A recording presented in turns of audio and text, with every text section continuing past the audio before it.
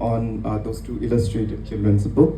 Specifically, while we were working on the book on the Yapom, what made me take an interest in it was because there have been instances of, if we go to the documentation part of it, even though earlier on, if we talk to elders, the Yapoms have been talked about as ambivalent spirits, both as benevolent and also as malevolent spirits. But in our everyday lives, what has been passed down is just the one side of it. So what we were looking for was a sort of subversion of that, to look at things from the perspective of the supposed spirit, which was often genderless but often depicted as a woman or a female spirit. So our focus was on how do we make this text child friendly, while at the same time, putting in that bit of a subversion to question why are we looking at things a particular way. So in the book, as you must have seen, the story is told from the perspective of the Yapom who has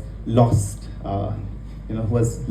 their home, which was the forest. So that way we also tied in a little bit of ecological issues into the story. Since it's a children's book, we could not make it very overly political also, but these things, I think that way engagement has changed now, because I think the previous generations of writers are more interested in documentation, whereas as we see now, even say in filmmaking or photography, or literature in general, we're seeing this shift towards questioning tradition, reinventing tradition, but also retaining what is necessary, but not looking at culture as a fixed entity, because at the end of the day, it is never fixed. It is just one way of looking at things. It is a process of internalization and externalization. So how does literature address those fault lines? That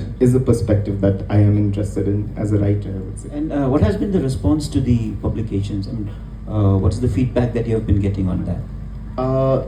The feedback has been mostly positive, because it was mostly targeted towards children. So the feedback from it has been interesting, because this was part of a project based in Shillong. So mostly they were distributing the books free of cost in Anganwadi centers. It's also available on Pratham's platform, Storyweaver, free of cost. So anyone can go out there, go on the website and download the e-copies of the book for free. So it is accessible to everybody that way, and it's CC by 4, so anyone can print it and distribute it. There is no copyright issue that way. So the response has been quite good. In fact, on the website, I checked the email. It has been translated into Arabic and some other, a couple of other languages, since there is no copyright issue as such. So it has been translated and they've put it up there, and that way I think mostly a positive response, I would say.